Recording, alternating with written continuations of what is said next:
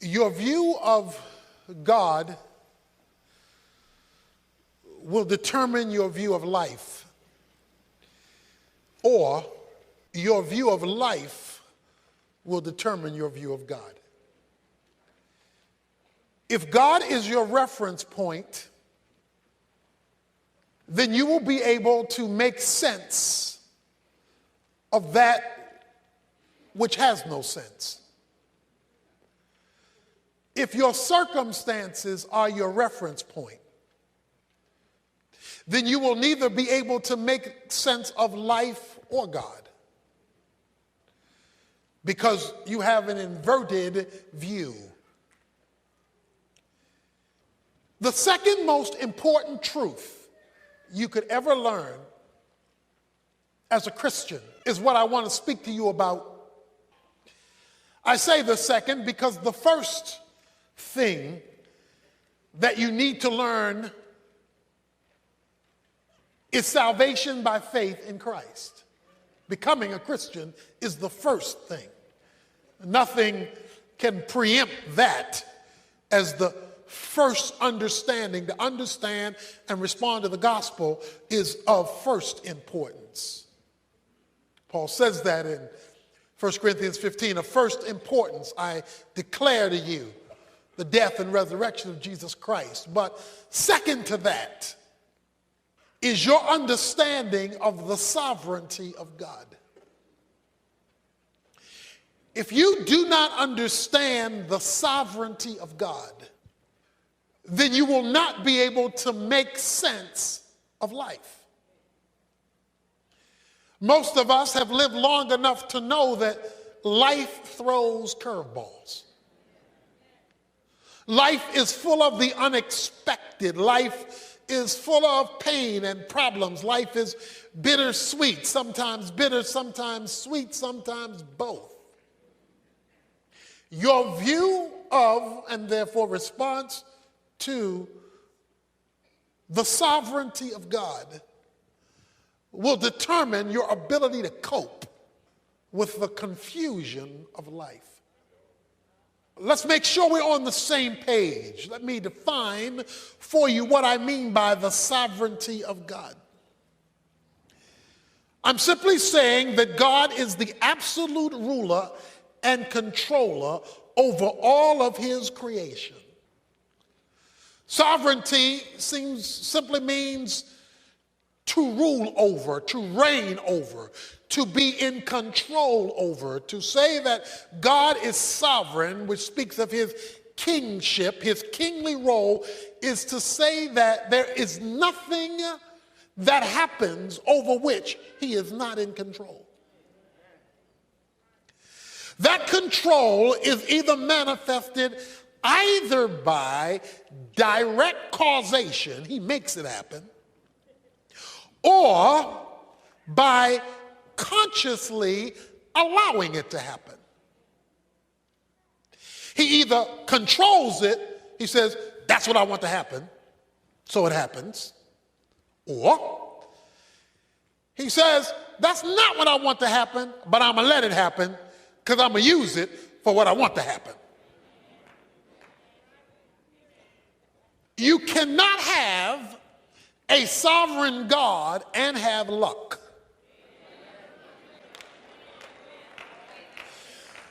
You cannot have a sovereign God and have chance. You cannot have a sovereign God and have fate. Because that means those terms refer to things happening haphazardly, with no order to them, with nothing in control. They just show up. God's sovereignty says that things don't happen, things are under control when they're out of control. Or I like the way Ephesians 1:11 says it, that God does everything after the counsel of his own will. Everything. He is creator, controller, and sustainer of all things. So we've got to establish this as the governing principle of life. The governing principle of life has to be the sovereignty of God. Therefore, you can never first appeal to your circumstances. If God is sovereign and you're not sovereign, that means your circumstances are not sovereign. God is. So the reference point for life must not be life, it must be the sovereignty of God. This leads me to probably the greatest verse, I would say, in the Old Testament, maybe in the Bible, when it comes to life circumstances, as it comes to the intersection of the sovereignty of God, and that is found in Genesis 50.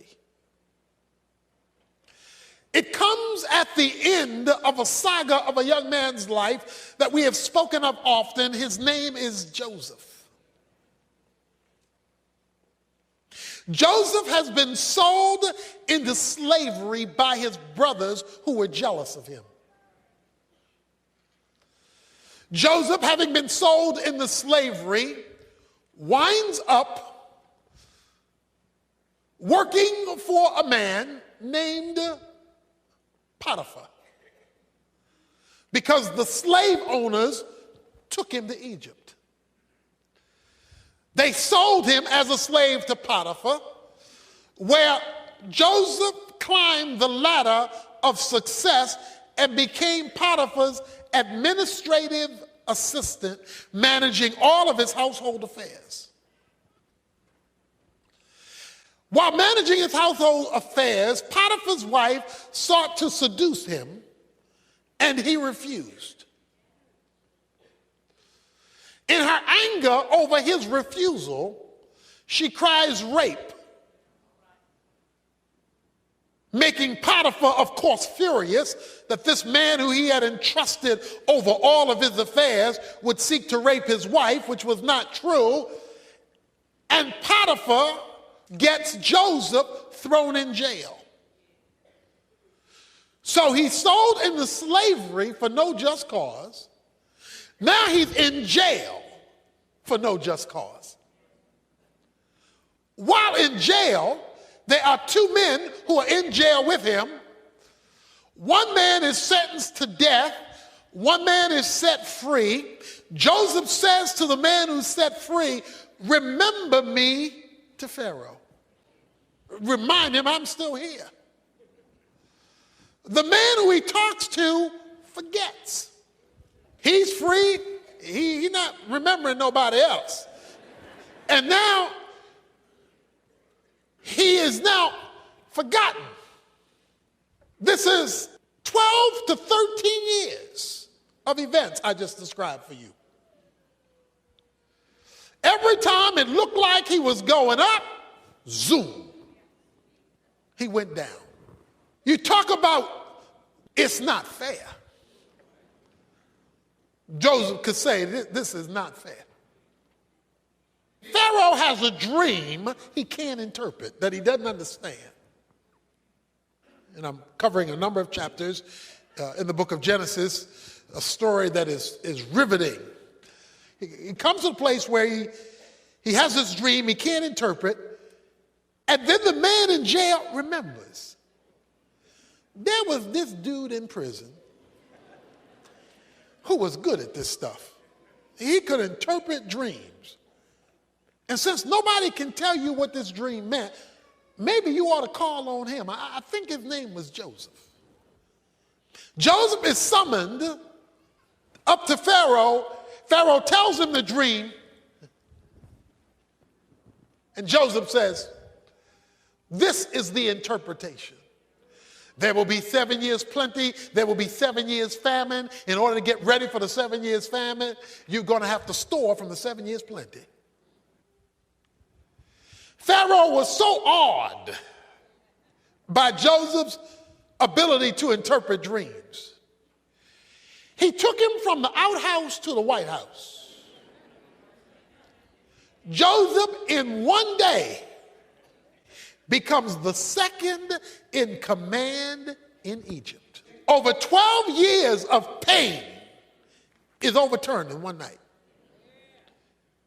I mean, he couldn't have climbed that ladder as a Jew in 12 years if he had applied for the job and worked at it. But through a supernatural lucky opportunity,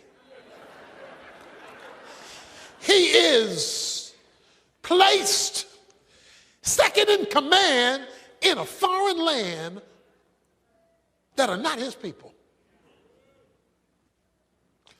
Through a series of events that is literally Hollywood. It's a Hollywood kind of story. His father and 11 brothers are caught in this famine. And the only place you can get food is Egypt. Egypt, because of the interpretation of the dream, has all this extra storage. So the only place you can get food is you got to go to Egypt. So the brothers make their way up to Egypt. I'm going somewhere with this. Stay with me. They make their way up to Egypt to request food. Joseph recognizes these are the boys that sold me into slavery. These are my brothers. But they did not recognize him. Of course, years have passed. Last time they saw him, he looked like one of them. Well, he living large now. Things have changed. They don't know who he is. He knows who they are. Joseph does a number of things in the story to force them not only to come for food, but to come back. One thing he did was say, well, you leave your younger brother with me. By the way, how's your father doing? So he getting all the info, all the intel. The brothers come back. They are gathered in the room with him. Joseph must say, hold on for a minute. And he turns aside and goes outside and weeps. He's bawling like a baby. In fact, 5 times in the story of the saga with Joseph and his brothers, it says, and he wept bitterly. A lot of reasons for the tears. One, seeing his brothers again. One, remembering what they did. I mean, it was a whole series of events. In chapter 45, you have to turn there yet. I'm going to show you something there in a moment. In chapter 45, when the brothers are standing before him, Joseph clears the room. Of all the Egyptians, he says, all you folks leave, and you folks leave me here alone with these men. And Joseph says, come near to me. Now they want to know what is going on here. All we did was come up for food. Now we are trapped in this circle that we can't break out of. Come near to me. Now, some time ago, I shared with you what my holy imagination thinks happened. Because it was on this occasion, the Bible says, Joseph revealed himself to his brothers. And from my perspective, the fact that he tells everybody else, leave, he tells them, come real close. He wants them to see something that would validate his identity. And there was only one thing that would validate his identity: his circumcision. Thus, everybody leave, you come near. I am your brother Joseph. Because only Jews were circumcised. Nevertheless, they're now terrified. Because the one they sold into slavery is now in charge. You know, what goes around comes around. It ain't over till it's over. In chapter 50, the brothers saw that their father was dead. Jacob is now dead, the father. And they are terrified. What if Joseph should bear a grudge against us and pay us back in full for all the wrong we did to him? What if? As long as daddy was alive, out of respect for daddy, he withheld his hand. But now daddy ain't here to hold him back. What if he now is going to get even? So they concoct a story. They make up a story in verse 16. Say, your father charged before he died. Daddy told us to tell you. Please forgive, I beg you, the transgression of your brothers and their sin, for they did you wrong. Please forgive their transgression of the servant of God, of your father. And again, Joseph wept before them. It wasn't fair. It wasn't right. His life got messed up because they messed him up. Has there been anybody in your life who's messed you up? What they did to you, what they did about you, how they put you down, how they treated you, how they reneged on you, whatever, it has messed you up for years. Because he went through 12 years of torture for something he had never done wrong. His brothers came to him and fell down and said, behold your servant. And then Joseph says the words that are at the heart of my point this morning. Do not be afraid, verse 19. For am I in God's place? You meant evil against me, yet you did me wrong. But God meant it for good, in order to bring about this present result, to preserve many people alive. It doesn't get stated any clearer than that. Am I in God's place? He says, I am looking at this through a different set of eyes than you are. You're looking at what you did to me, and what you did to me was wrong, but what you did to me is not my final reference point. What you did isn't the bottom line. What you did isn't the final point. What you did didn't make it over.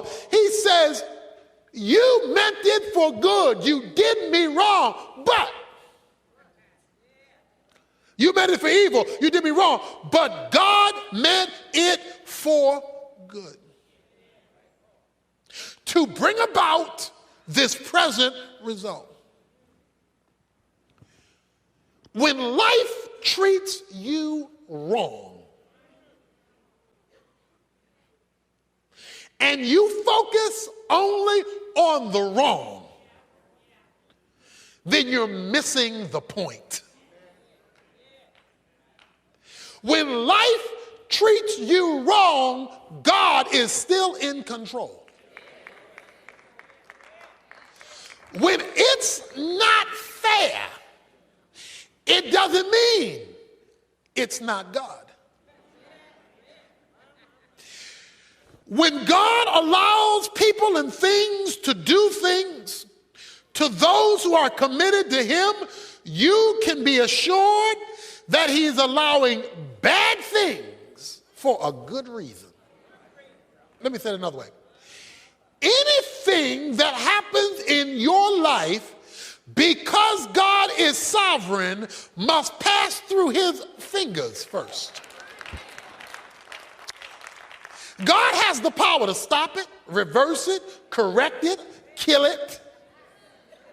If he didn't, he wants to use it. You meant one thing when you sold me into slavery, but God meant something else when you sold me into slavery. You were thinking, I'm mad, I'm irritated, we're jealous of you, we don't like you, we don't want you here anymore. That's all you were thinking. But when God lets you get through with that, he was up to something else. He says, and the reason God did it in verse 20 is that he might bring about this present result. He allowed an event 13 years ago to bring us to today. He allowed a negative in our past to bring about what you're looking at right now. In fact, boys, thank you for sending me into slavery. Because when you put me in that hole and lied to daddy and told him I was dead, God allowed the Ishmaelites to come up and see me. And they took me. God allowed me to be sold by them to Potiphar. Then God allowed me to be put in prison for a crime I didn't commit to bring about this present result. And he says, and to save the life of many. When you read the life of Joseph, there is a phrase that follows him all through his life. And the phrase is simply, and the Lord was with Joseph. He gets accused of a crime he doesn't commit, and guess what the phrase is? And the Lord was with Joseph. He gets thrown into prison, and the first phrase you read when he gets thrown into prison is, and the Lord was with Joseph. How can the Lord be with me when all hell is breaking loose? How can the Lord be with me when I'm getting buked and scorned and talked about show as you born? How can the Lord be with me when I've lost my job? How can the Lord be with me when my friends turn their back on me? How can the Lord be with me when my finances aren't where they ought to be? How can the Lord be with me? The Lord can be with you when things are against you, because God is looking at where you're going, not where you are.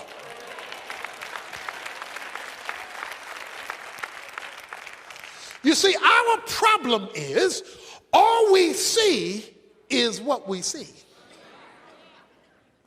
And if what we see we don't like, then our first question is to indict God, where are you? Unless you understand God is sovereign and that he controls all things, either by determining them or by allowing them for a greater purpose, you're going to be stuck where you are. You're going to be bitter and you're going to be angry. God is so big. Let me tell you how big God is. The Bible says that God holds the world in the span of his hand. Now, the span of your hand is simply to open your hand and to measure the distance from your thumb to your pinky. That is the span of your hand. He wants you to know how big God is. He says God is so big that the whole world fits between his thumb and pinky of one hand.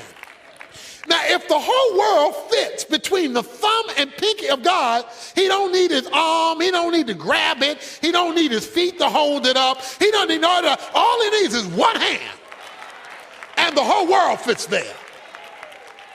See, what you have to understand, what we have to understand is God is bigger than the sum total of his creation.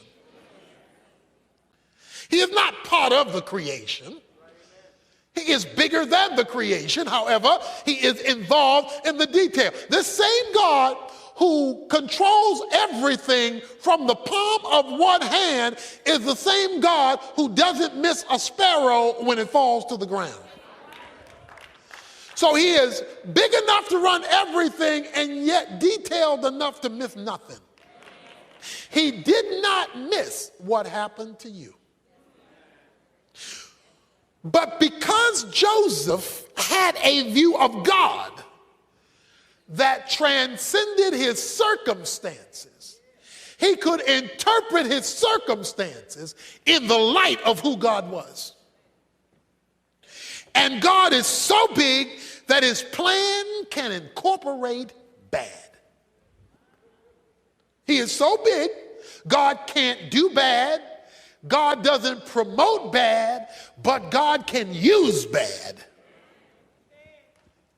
for his plan.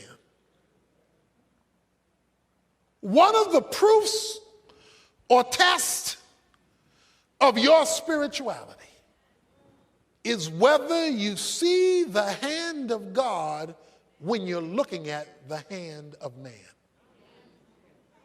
I hope you didn't miss that.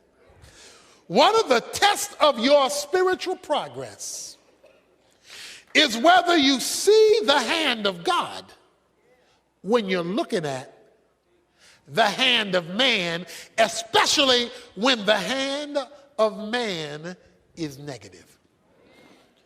Yeah, you get your praise on when the hand of man is good. Because then you're seeing, well, that must be the hand of God. But when the hand of man is bad, if you are a spiritual person, you're watching the hand of God, using the hand of man in its evil, in spite of its evil. Joseph was confident in the plan of God. Look at chapter 45. Verse 4, then Joseph said to his brothers, please come closer to me. And they came closer. And he said, I am your brother Joseph, whom you sold into slavery. So this way he calls them close. And now do not be grieved or angry with yourselves because you sold me here. I'm going to talk about that in a moment. For God sent me before you to preserve life. Don't get mad at what you did, because what you did, God did. For the famine has been in the land these 2 years, and there are still 5 years in which there will be neither plowing nor harvesting. And God sent me before you to preserve you for a remnant in the earth, to keep you alive by a great deliverance. Therefore, it was not you who sent me here, but God. And he made me a father to Pharaoh and lord of all of his household, to rule over the land of Egypt. You didn't send me here. Now let me show you another scripture. Psalm 105, verse 16. And God called for a famine upon the land. And he broke the whole staff of bread, and he sent a man before them, Joseph. Now this is the psalmist writing many years later after all these events have happened. And he sent a man before them, Joseph, who was sold as a slave. They afflicted his feet with fetters, put him in prison. He himself was laid in iron for a crime he didn't commit, remember? Until the time that his word came to pass, the word of the Lord tested him. The king sent and released him, the ruler of peoples, and set him free. He made him lord of his house, Pharaoh did, and ruler over his possessions, to imprison his princesses at will, that he might teach the elders wisdom. And here's what I want to point out. Israel also came to Egypt. Israel is Jacob. Jacob's name was turned to Israel. All right, let's put this in perspective now. Remember now. If you are on the same page with God and bad things happen to you, You must look at the bad things as the hand of God and not merely the hand of man. That's my point. God knows what he's doing. In allowing that to come to you, he knew it was coming. He decided not to stop it, so he must plan to do something with it. You say, but why is he allowing the negative? He tells you in Psalm 105, he says, to test him. Joseph, you talking about all that, I trust in the Lord. You say you believe in me, you have confidence in me. Let's see. Do you trust me when man's hand is against you? When you are committed to God and man's hand is against you, it's a test. It's a test. God wants to see whether you trust him, not hear it. Do you trust him when it's going backwards? When it is going in reverse? Are you blessing his name now? Are you worshiping him now? Are you giving him glory now? Are you coming to church now? Are you serving him now? Are you giving now? Are you responding like he's good even when it's bad? God allowed the negative to test you. God was up to something much bigger. In fact, the reason it took so long was because it was so big. Let me give you good news about a long test. If you're in a long test, it's because there's a big reason. So let me tell you the reason. He says, Israel came to Egypt. God made a promise years earlier to their forefather named Abraham. I'm going to make of you a great nation. I am going to make of you a great nation, and when I make of you this great nation, as part of this process of bringing this nation into being, God says, you will be in a land called Egypt for 400 years. And out of that 400-year experience, I'm going to give birth to a nation that will come out of your offspring, and this nation shall be my people and shall glorify my name. That goes way back. That's what Joseph's great-granddaddy. That's way back. Question is, how was God going to keep his promise? He got Joseph's brothers to sell him into slavery. The slave owners sold him to an Egyptian. The Egyptian sent him to prison. He became the confidant of Pharaoh. He's the only one who could supply the food, which brings his 11 brothers up to Egypt. While they are now living in Egypt, they become the children of Israel, expanding in Egypt. So guess what? God used the negative in one man's life to keep a promise about the building of a whole nation. Joseph went through deep waters because God was doing a whopping thing. When your waters are deep and they're lasting long, get your praise on. Because he's preserving something, he's building something, he's doing something. The problem is only spiritual people see this. The carnal are complaining. The carnal are cussing and fussing and rebelling. The carnal are spending all day asking why rather than spending time giving thanks in everything.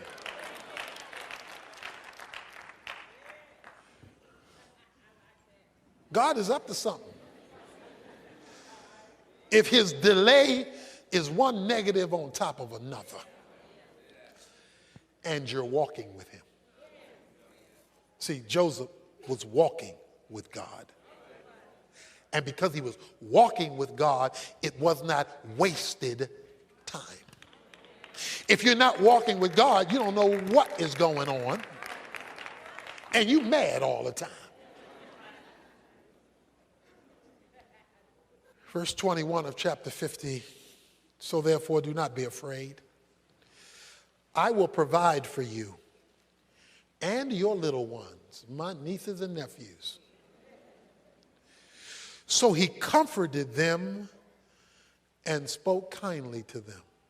I need to read that again. Some of you already know where I'm going. So therefore, do not be afraid. I will provide for you and for your little ones. So he comforted them and spoke kindly to them. When you have God's point of view, you can relate to people who hurt you differently. See, if all you see are the people who hurt you, you did this to me and I'm going to get you. All that's telling me is you didn't see the hand of God. You thought that was all about what they did. But because Joseph never lost sight of the hand of God, when they repented, yes, they repented. They said, we were wrong. We're sorry and we are scared. Because Joseph now has the power of life and death. He says, don't be afraid. I not only forgive you, I'm going to take care of you. I'm going to comfort you. I'm going to help you. The recognition of God's sovereignty gave the freedom of forgiveness. Many of us are living life on a leash that we can't shake, and Satan is holding the other end of the leash because we can't let it go because all we see is what they did. Because we do not have the eyes of God, we do not see what God was doing in allowing it, even though we were not at fault. Many of us are in shackles and are looking for ways we can get them. I'm going to get them. Let me show you 1 Peter 3:9. Apostle Peter says these words, not returning evil for evil or insult for insult, but giving a blessing instead. For you were called for this very purpose, that you might inherit a blessing. Now, they're not going to tell you what I just told you in the street. They're not going to tell you that. But we're talking about a spiritual perspective. He says, rather than paying them back, have the mindset of giving a blessing so you, watch this, inherit a blessing. Why? Because you are looking at what God is doing. He released them from their debt because he was looking at God's sovereignty. If Joseph would have held on to the grudge, he would never have passed the test. And if he didn't pass the test, he would never have inherited a blessing. He inherited a blessing because he passed the test. Many of us are being tested by the hand of a sovereign God, but he cannot elevate us because we refuse to take it or pass it. And we're living in bitterness and anger because we saw the hand of man and missed the hand of God. It's time to push the delete button because you're looking at the hand of God.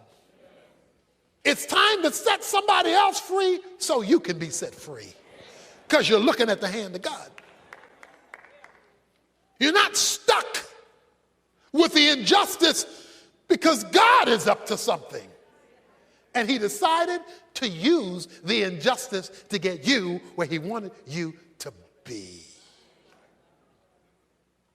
He said, God used it to bring me to this place. One of the reasons that I'm in Dallas today is a broken leg in a football game. A small thing, a broken leg in a football game. Pow! Broke my tibia and fibula in a football game. Taken to the hospital. Emergency surgery. I remember laying on the football field when this hit came. I was hit with a crossbody block after intercepting a pass. By the way, I held on to the ball.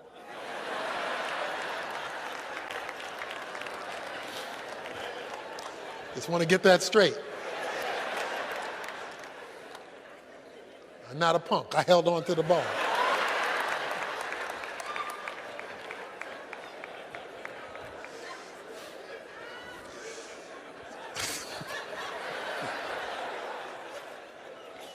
I'm laying out on the field, and I will never forget it. I remember saying, as I laid out on the field, not my will, but thy will be done. Because like football was everything to me. I mean, I lived for football. But that produced a series of changes that led me to Bible college, where I met a professor who encouraged me to come to Dallas Seminary, where I met a professor who challenged me to start a church. And so we are here, as Joseph said, in this place. God wanted me in this place.